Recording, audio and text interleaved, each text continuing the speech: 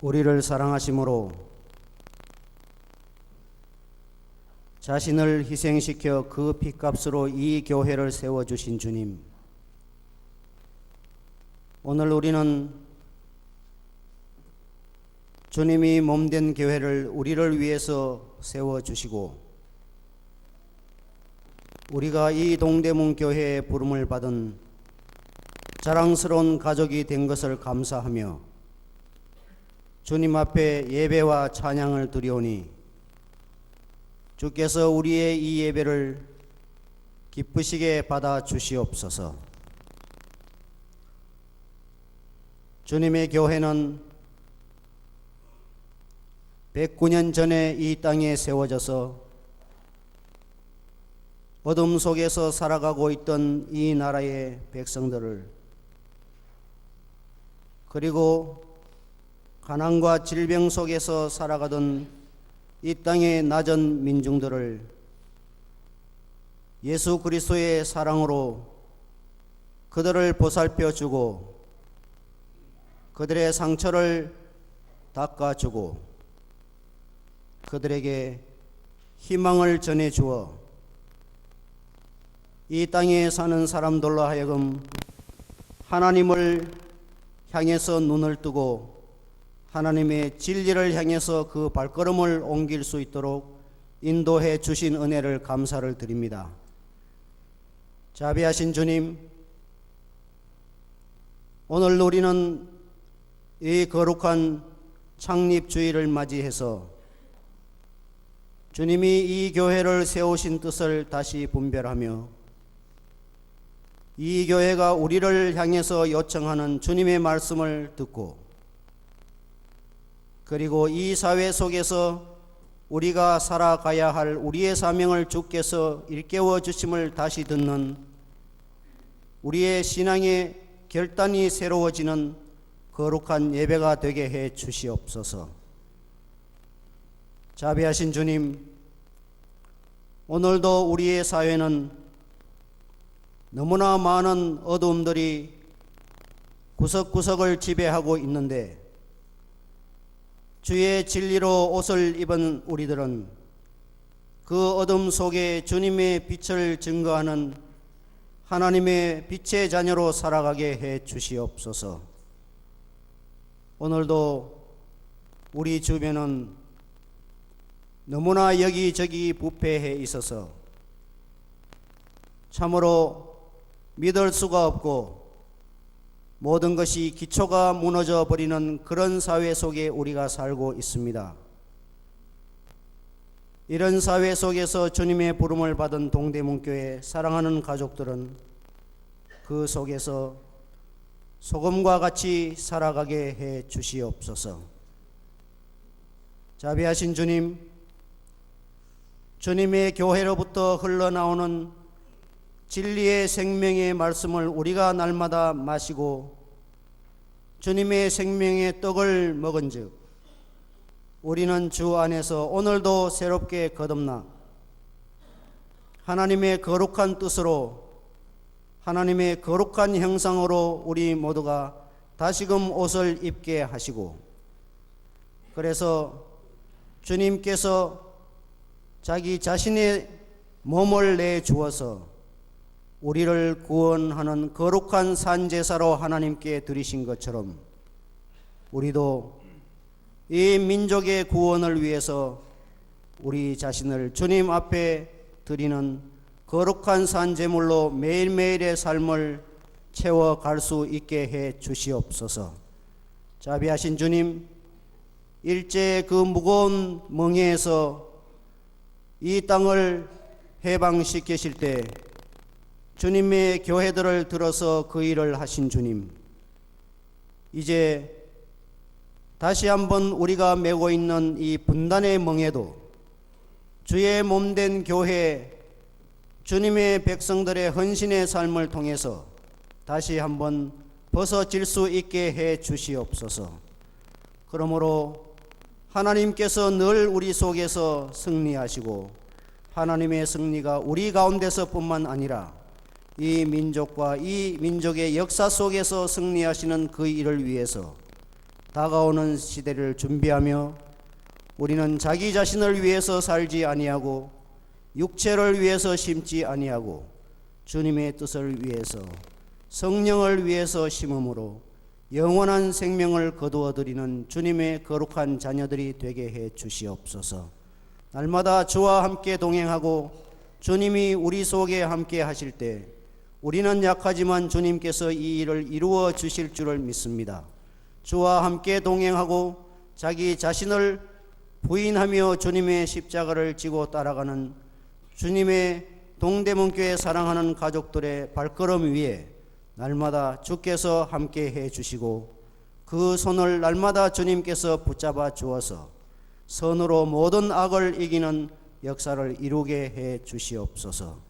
오늘도 우리에게 진리의 말씀을 증언할 주님의 사자에게 주님께서 주의 거룩한 옷을 입히시고 주의 권능으로 충만하게 하심으로 그 몸이 더욱 강건해지시게 하시고 우리는 그 말씀을 듣고 오늘도 이 시대를 향한 오늘도 우리를 향한 하나님의 말씀으로 그 말씀 앞에 겸손히 순종하고 실천함으로 그 실천을 통해서 우리의 삶이 반석 위에 선 집과 같이 든든해지고 하나님의 축복이 충만한 삶이 되게 해 주옵소서.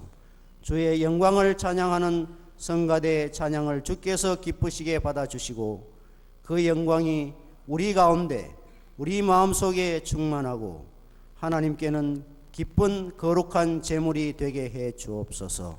이 시간에도 저마다 하나님을 향해서 가지고 계시는 마음의 소원들이 주님 주 안에서 연락되게 하시고 그 소원들이 주님의 예배하시는 은총 안에서 이루어지는 축복을 누리게 해 주옵소서. 이 시간을 우리에게 주께서 허락해 주셨사오며 주님의 영광이 주님의 교회에 충만하고 우리 모두에게는 주님께서 주시는 은혜가 충만하게 해 주실 줄을 믿으며 예수 그리스도 이름으로 기도드립니다. 아멘.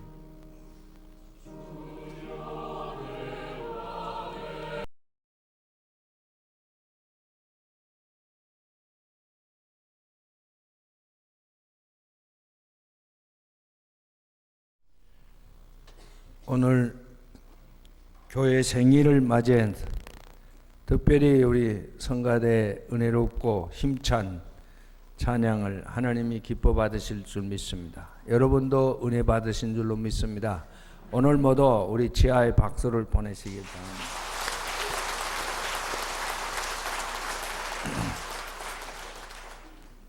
바랍니다. 먼저 우리 그동안에 목 디스크 수술을 받고 예배당에 올 수 없어서 매우 마음 아파하던 우리 김동희 권사님, 오늘 교회 생일날에 아까 누가 그러대 부활의 몸으로 왔다. 다시 참여하게 된 것을 기쁘게 생각합니다. 우리는 109주년 기념하면서 하나님께 감사 예배를 드리고 있습니다. 지난 역사를 다시 되돌아보면서 이 교회 21세기를 생각하며 예배 드리는 것이 옳지 않나. 그래서 오늘 그런 내용을 가지고 설교를 하려고 합니다. 제가 몸이 약간 불편해서 뜻과 같이 제대로 말씀을 드릴 수 없을 것 같아서 여러분의 너그러운 양해를 기대합니다. 우리 교회의 역사를 간략하게 설명을 하면 첫째는 우리 한국 19세기 말엽 20세기 초엽 한국 근대화 과정에 동대문교회는 너무나 크게 기여했던 것을 여러분이 되새기기를 바랍니다. 첫째는 이 교회는 이 지금 이화대학병원이지만 이 병원이 동대문 부인병원, 처음에 정동교회에서 시작할 때의 보구요관이 바로 이곳으로 옮겨오면서 이 병원이 세워지면서 동대문 교회도 그때 설립이 된 것입니다. 그 당시 정말 한국의 여성들은 아기를 잉태하고도 그 아기를 바르게 모태에서 양육할 줄도 몰랐고 또 그 아기들을 순산해서 그래서 산후 처리를 잘할 줄도 잘 모르던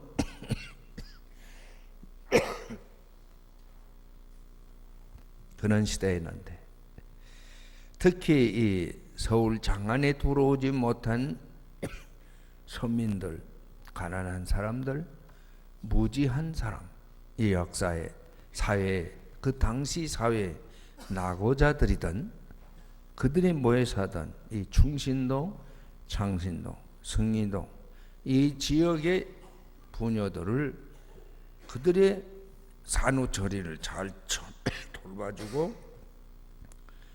그런 일을 위해서 정말 그때 이게 우리나라에는 첫 번째였습니다. 미안합니다.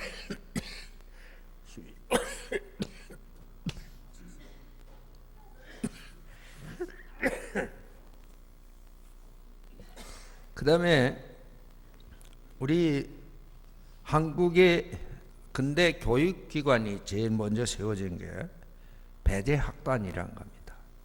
근데 이제 종동교회에다가 중심으로 해서 세워진 배재학당, 그건 고등교육기관이었습니다. 그리고 이 동대문 교회에는 배재 보통학교라 하는 것이 있었습니다. 소학교 과자입니다.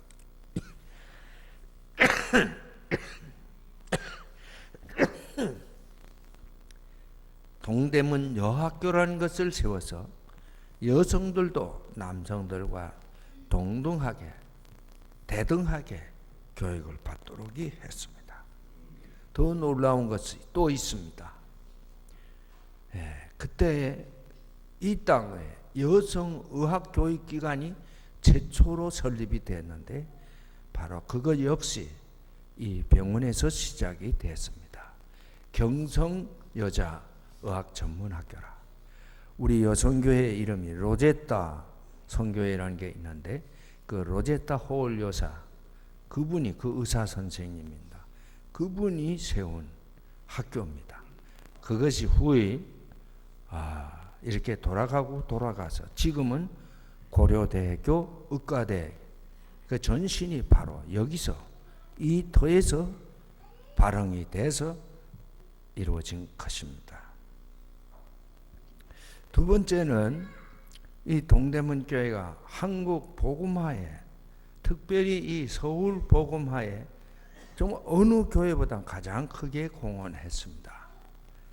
교회는 그때도 큰 교회가 아니었지만은 그러나 여러 군데 교회를 세례 세워서 복음의 사역을 계속하게 한 것 동대문 교회가 가장 크게 했습니다. 여러분이 아는 교회만 해도 이 이웃에 용두동 교회라고 있습니다. 그건 우리 교회보다 갑절이나 지금 커졌습니다. 왕십리 교회 여러분이 잘 아시죠? 정릉교회, 우이동에는 우이교회, 삼청동교회, 도남동에 있는 도남교회, 그리고 해방후에는 청량리교회.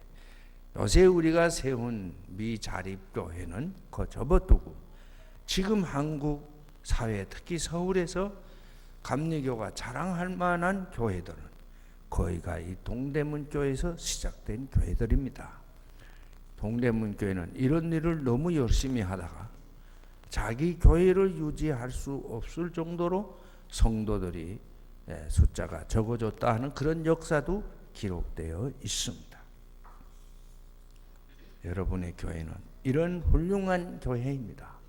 이것을 여러분이 믿고 그래야 교회를 사랑하는 마음도 생기고 우리도 우리 조상들이 한 것 이상의 일을 해야 우리 다음 세대에 부끄러움이 없지 않을까 그런 생각을 하게 될 줄로 믿습니다.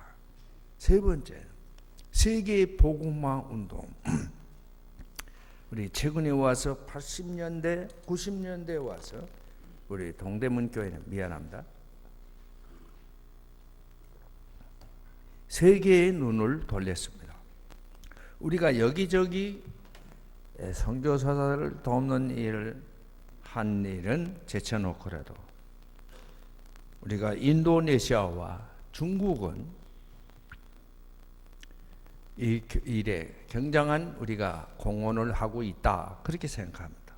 특히 인도네시아는 한국 감리교회가 한국의 어느 교파보다도 더 많은 교회를 세우고 교육기관을 세웠습니다.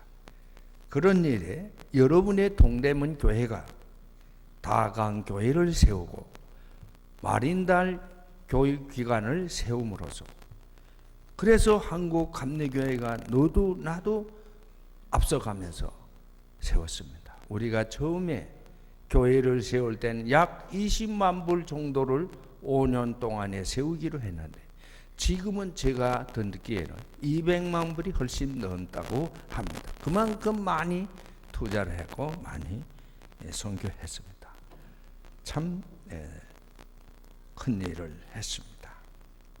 우리가 중국의 동문회 제3소학교 그리고 장백고등학교에 컴퓨터를 사주면서 그 교동학교와 우리가 정말 이미 선교적으로 깊은 누대를 가지고 있습니다. 여러분 여기 보세요. 이 앞에 있는 이 글씨는 중국에 있는 동문시 시장님이 저에게 94년도인가 크리스마스 선물로 저에게 준 것입니다. 93년인가 94년이. 우리가 거기에 참 놀라운 일입니다. 우리 교회는 이래저래 모두 합해서 한 10만 달러를 도와줬습니다. 그런데 그 교회가 거의 60만 불이 넘는 교회를 세웠습니다. 우리가 도와주자 중국에 있는 교포들도 또 그 학교 선생님들도 그리고 심지어 중국인들도 또 우리 정부에서도 45만 불이나 도와서 그래서 그 학교를 지었습니다. 그 학교는 길림성이면 인구가 1억이 훨씬 넘습니다. 일본보다 더 큽니다. 그 길림성에서 제일 모범적인 초등학교로 지정을 받고 있습니다. 그래서 그분이 시작할 때 나에게 크리스마스 선물로 이것을 써줬습니다. 성의 거룩한 사랑이라는 겁니다. 이 사람이 생각하는 거룩한 사랑이라는 말은 무슨 뜻을 가지고 있나요? 그 아래 설명했습니다.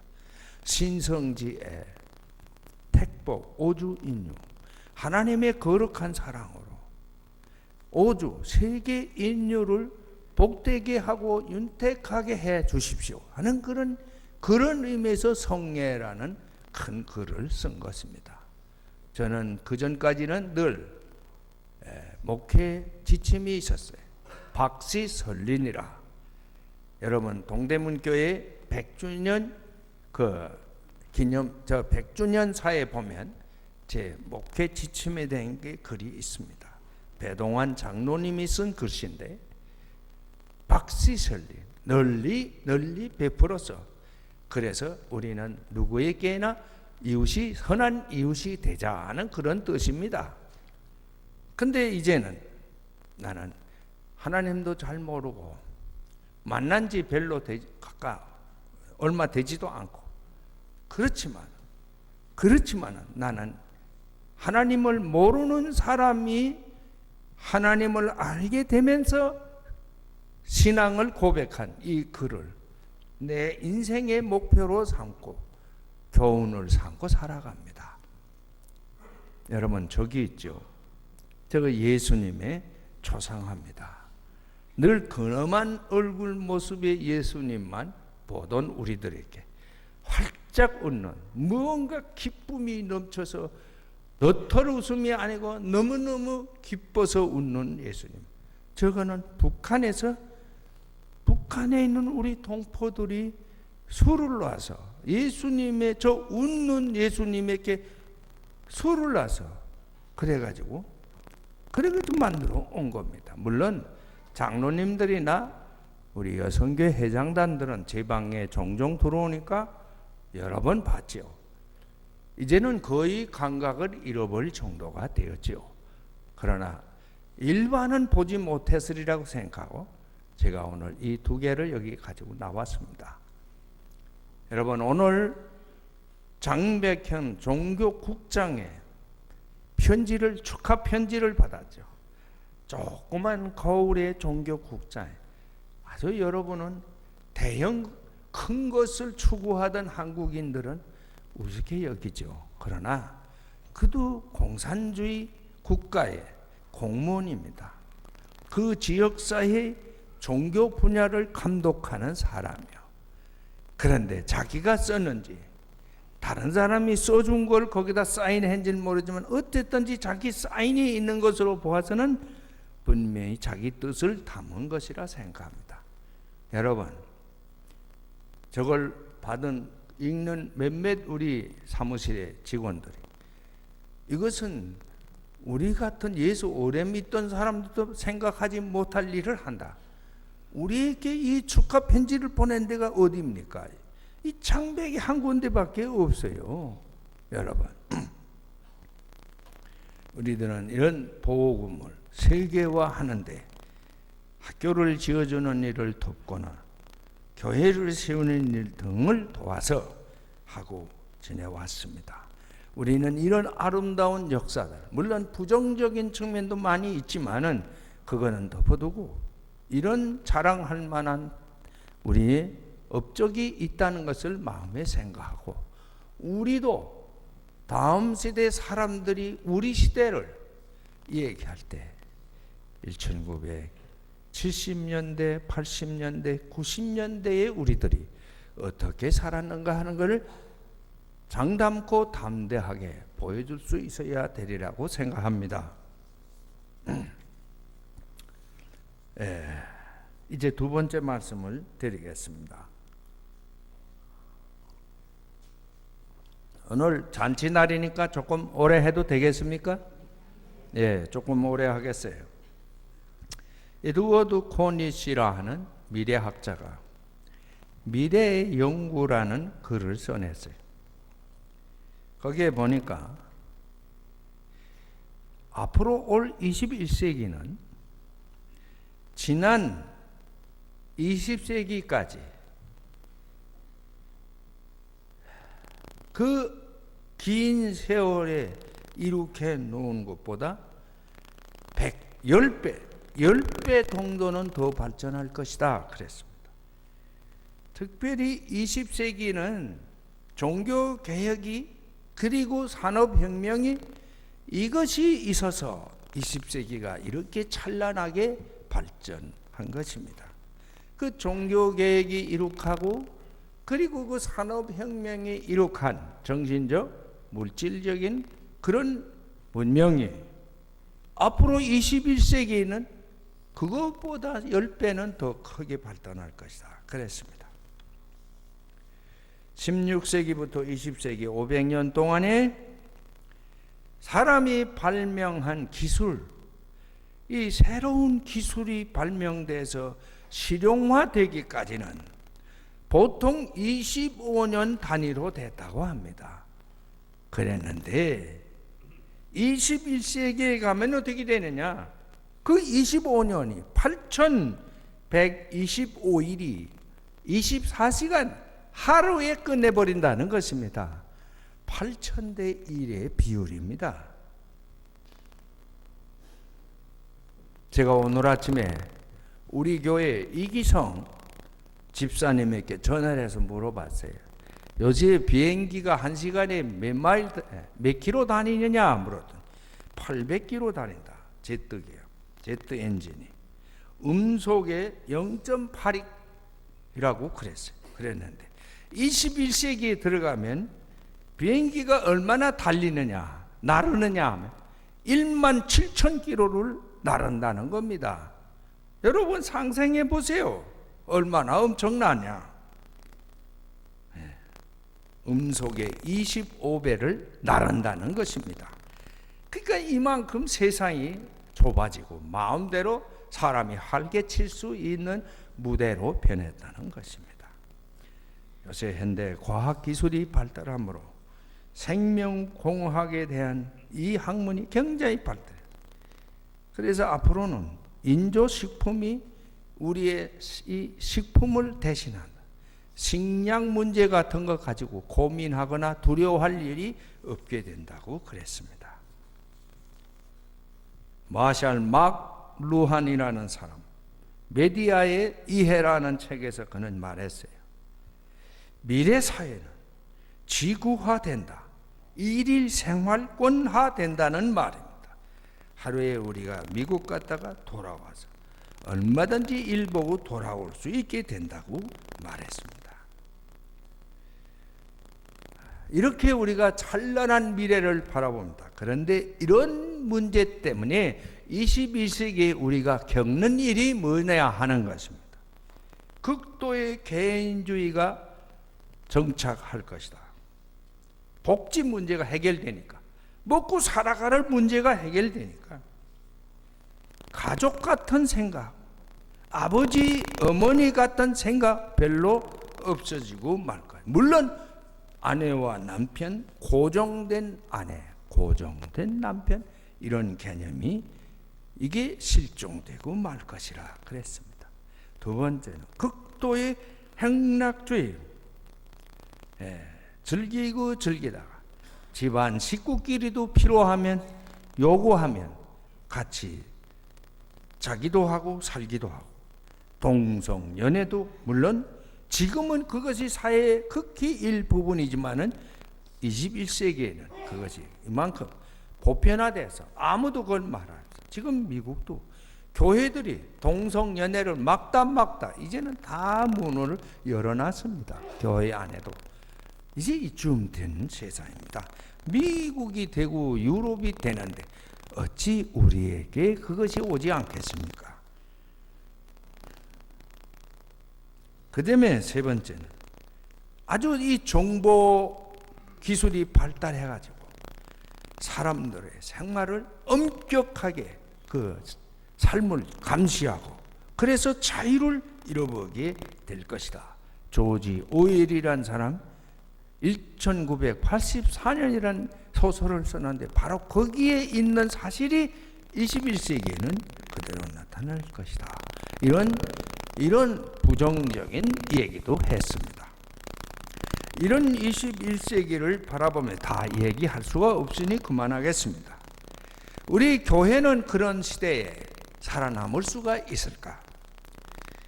많은 사람들은 위협은 많이 당하고 어려움은 많이 겪겠지만, 그러나 교회는 그리스도의 몸이라고 고백하는 한 교회는 영원할 것이다. 할렐루야. 동대문 교회는 21세기에도 살아남을 것이고 살아남아야 합니다.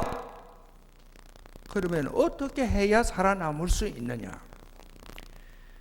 요한복음 12장에서 밀알 하나 땅에 떨어져서 죽지 않으면 하나 그대로 있고 죽으면 열매를 많이 맺는다. 예수님이 하신 말씀입니다. 자기 희생이 없이는 하나님도 인류를 구원하지 못했지요. 그러니까 하나님이 사람의 몸으로 오셔서 당신이 십자가를 지고 죽으셨지 않습니까? 그게 성경의 가르침입니다. 하나님도 거저는 사람을 구원할 수 없어서 당신의 몸을 바쳐서 구원했습니다. 희생이 없이는 안 된다.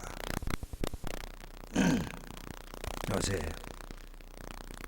우리가 흔히 듣는 일본에서, 한국에서 은퇴한 뒤에 바로 그날 영감님들이 아내에게서 이혼당해서 퇴직금을 몽땅 도리로 그냥 아내가 가지고 나가버리는 일이 있다. 그것이 한두 건이 있는 것 같지만